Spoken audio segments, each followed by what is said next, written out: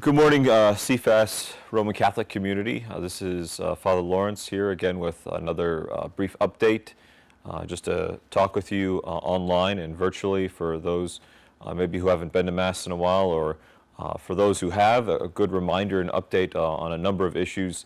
I'll be hitting these again this coming Sunday at Mass, but good information for us to just track on.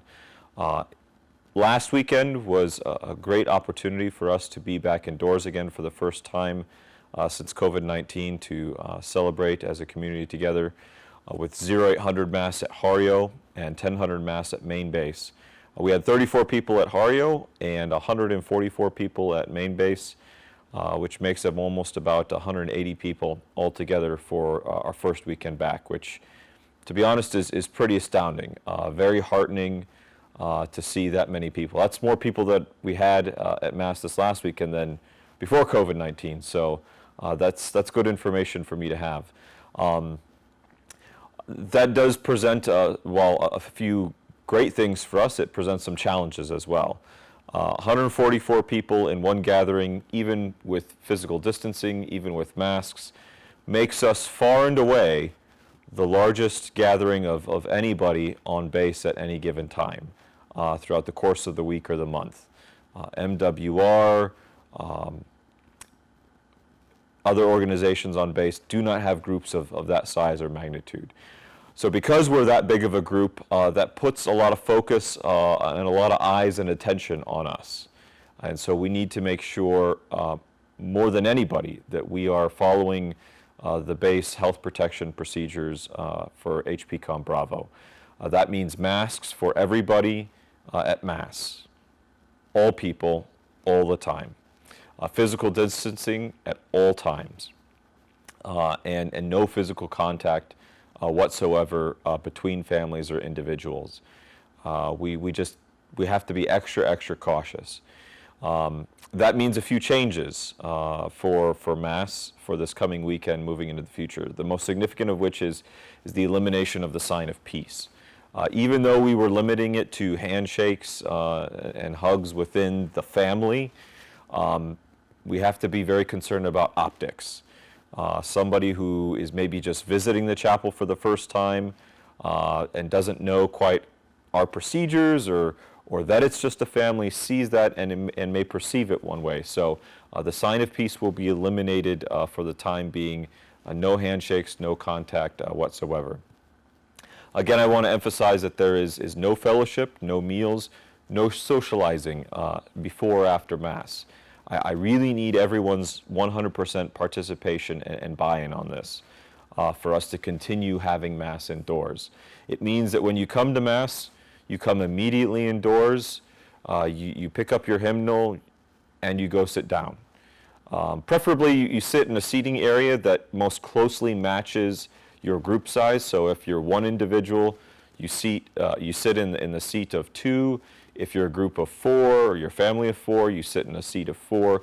That way you're limiting the banks of seats that you take most closely to your group size. You come in, you sit down for Mass. Hopefully you have a prayerful and enjoyable experience of Mass, and then you immediately leave. Please do not stop to say hello to people, to chit-chat with people, small talk. Immediately leave.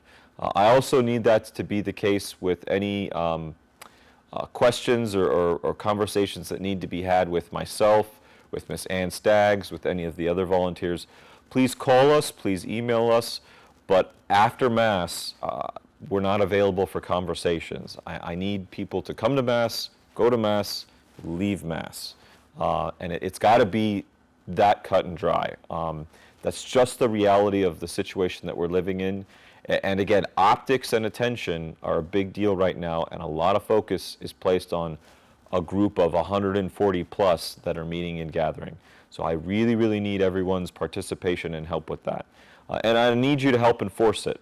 So if you see people that are congregating, talking, maybe not quite following the rules, please correct it on the spot, or please bring it to the attention of either myself or the RPs. Speaking of the RPs are Relman staff, and they have been asked to poke their head into services as unobtrusively as they can every 15 minutes just to look at compliance and to very professionally and kindly ask individuals who may not be in compliance to get into compliance. They're doing that as part of their job. So they're not trying to be rude, they're not trying to be offensive.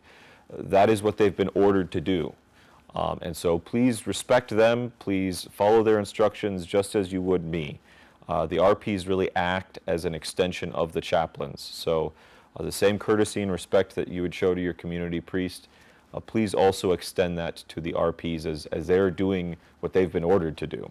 And by not just the chaplains, but the commanding officer as well for all personnel on base.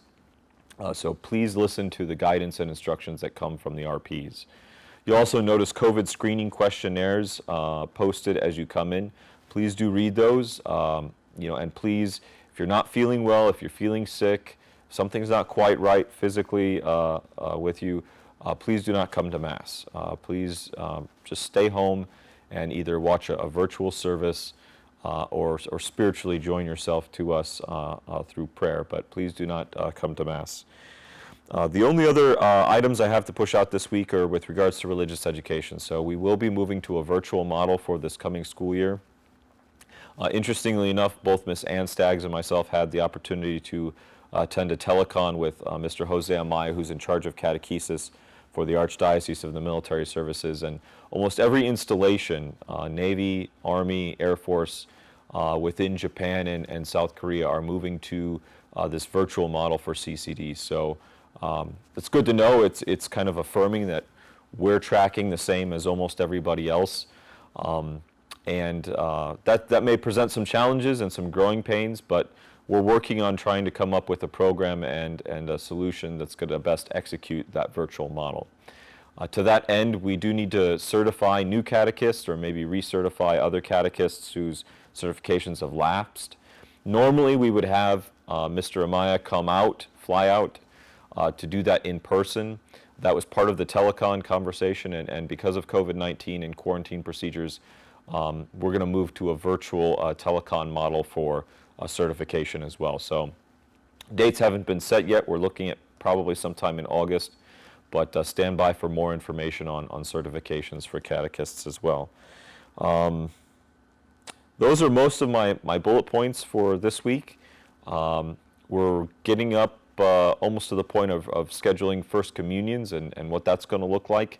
So stand by for that probably towards the end of July for First Communions for the youth. And then also we're looking at some other options for saying goodbye to Father Colvin, who will be departing the first week of July. He's the ESG 7 chaplain and another Catholic priest, and he'll be PCSing to Guantanamo Bay. So I've invited him to preside at the final masses in June on the 28th, both at Hario and Main Base, so that we have the opportunity to say goodbye to him as a community. But that's going to look a little different with COVID-19. So please do have, if you have the opportunity to thank him for his service to our community, please do that. I hope everyone is well. Again, it was really great to see everybody and that many people at Mass on Sundays. And so one final thing, the size of the chapel, that's really important.